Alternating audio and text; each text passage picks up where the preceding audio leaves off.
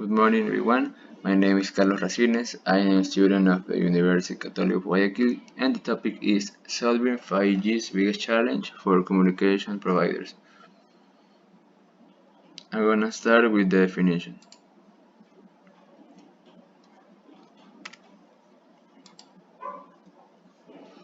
5G communication. 5G is the fifth generation technology standard for cellular networks, which cellular phones company began deploying worldwide in 2019.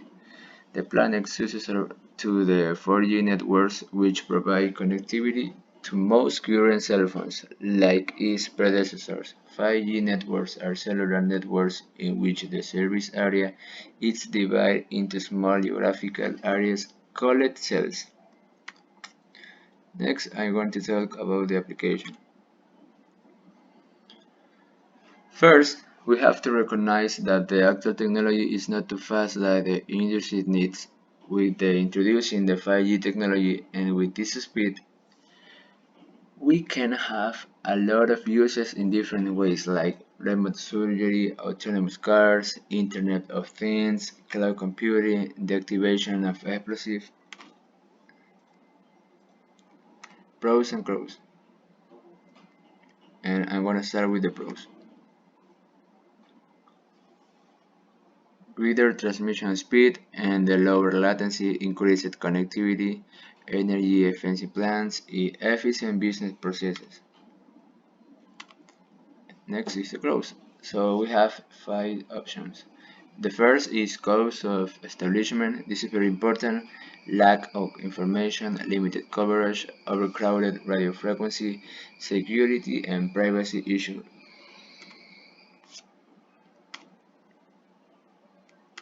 Then we have issues applied in Ecuador. I think that the most important problem with the 5G in Ecuador for the providers is the cost. This factor is very important when you try to in a new technology like 5G that is very expensive. And finally, I have a conclusion. For me, the 5G is an interesting technology, and with the correct use, our society can improve in healthy business in general.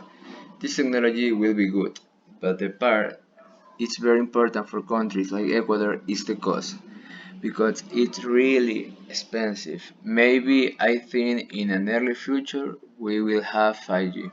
Thank you. To end, I gonna show these videos for you. Mobile communications have become part of our lives, and their development has dramatically changed the way we communicate. Looking back to the 1980s, we had mobile phones that were more like bricks.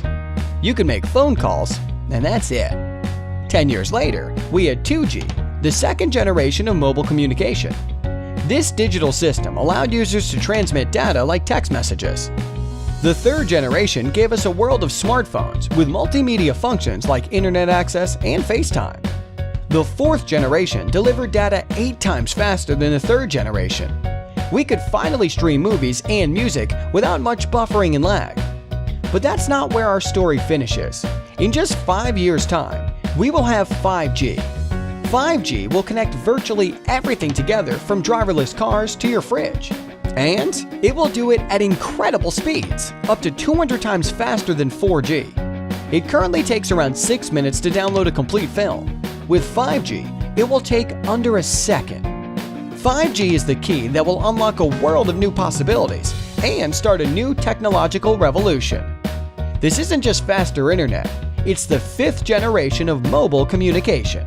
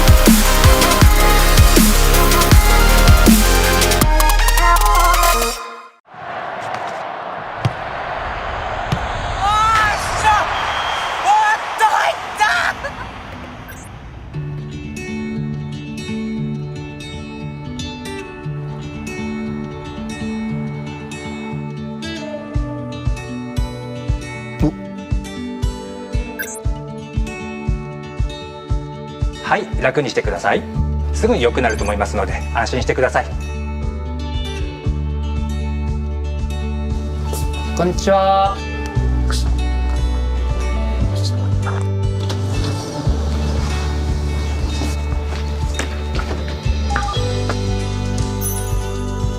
Sorry, I'm really, ちょっと really. 待って。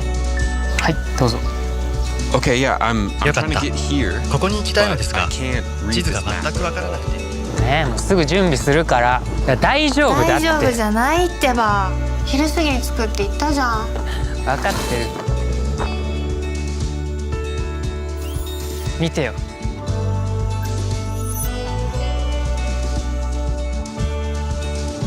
すごい綺麗。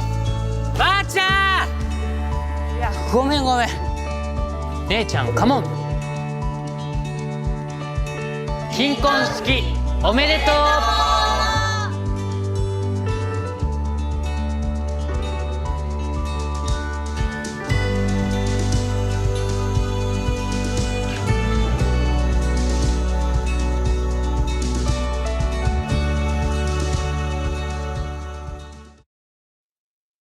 Experience your 5G future, all powered by Intel.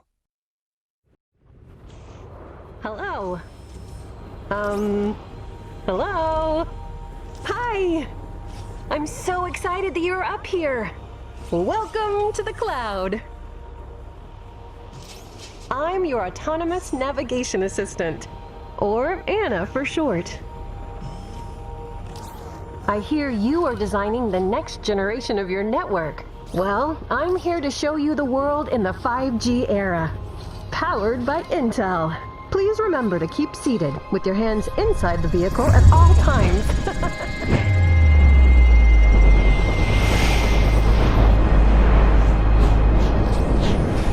Oh, beautiful, isn't it? Smart cities will improve lives of millions through embedded intelligence. Cars, traffic lights, roads, billions of connected things that will require massive bandwidth and real-time responsiveness.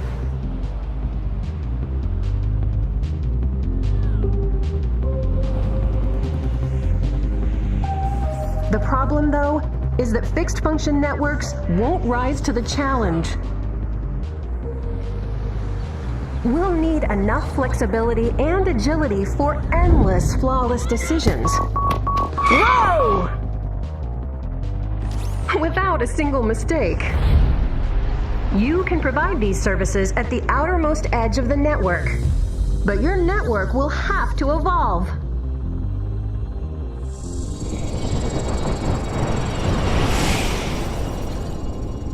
Oh, I have something cool to show you.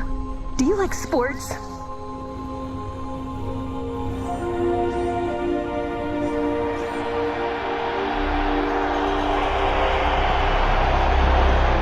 By transforming massive volumes of data, immersive media will change how we experience our favorite pastimes and allow you to deliver the dream of every fan of being right in the action.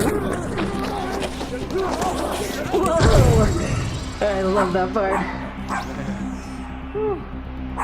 It's okay, boy.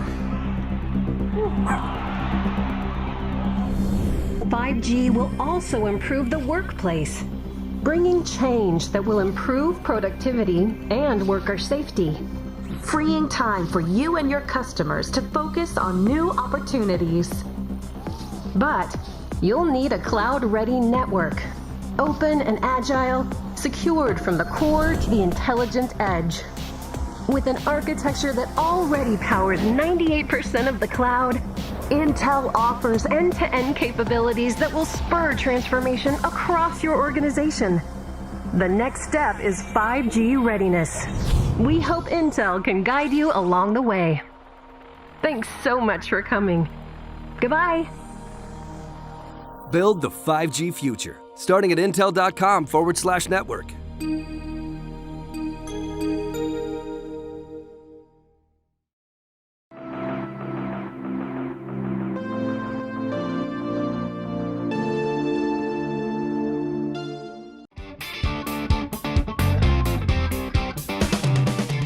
going on, everyone? Tech Me Out here, and I'm sure a lot of you out there have been hearing some things about 5G, and you might be kind of curious what it is and what does it mean, like I am. I have one of my friends here from AT&T Labs, Arun Ghosh, and he's going to talk to us a little bit about what 5G is. We'll start with a virtualized or a software-based network right from the beginning. Another thing that is really exciting is the usage of millimeter wave technology or the millimeter wave spectrum, and it's a completely new thing that we have never done before. What Arun is saying is that 5G is the next generation of mobile technology. It will eventually increase data speeds and lower latency or network response time, which is important for future technologies like wireless AR gaming and self-driving cars. But it's not just about data speeds. AT&T is also looking at using beam steering technology in its 5G network, which is sort of like taking a road trip with GPS. The network signals can bend, flex, and update itself as you move around. Do you have anything to kind of show me, or? You bet. Let's go to the lab. I can show you. All right, let's do it.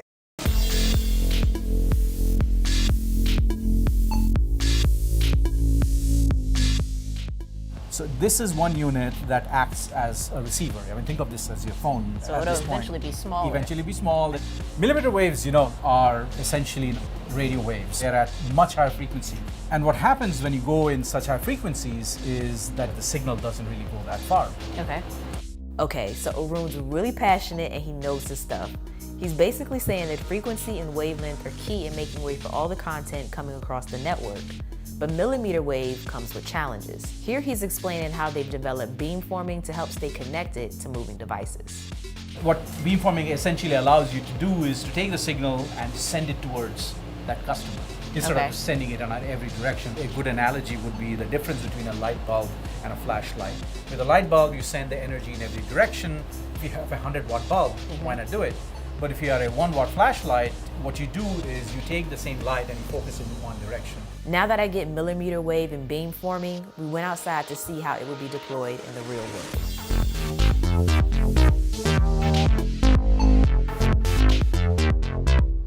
Well, there you have it. That's an actual small cell deployed in the field. We talked about millimeter waves in the lab, so how does small cells in the world kind of connect with the millimeter wave? Right. The signals that will come out of that small cell and come to your phone or your car, those will be based on millimeter wave. So how do you make sure it's all working? You saw the test setup that we have in the anechoic chamber, testing the devices, testing the functionalities of the antenna, the beamforming, all that works in that anechoic chamber is extremely critical.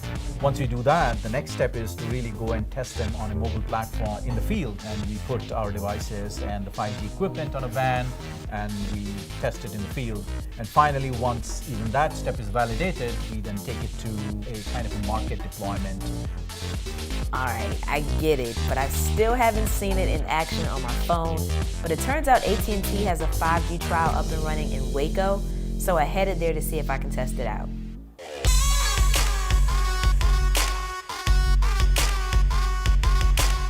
I met with Paul Hartman with AT&T Labs. Could we do like a cross comparison between 5G and what people currently have, which is 4G? So if you want to do the 5G side, I will do the 4G side. All right. And then we can do a direct comparison. Let's see what kind of speeds we get. That is crazy. What? Glad you like it. I love it. It's amazing. I could record a video and instantly upload it to YouTube faster. I'm mind blown right now.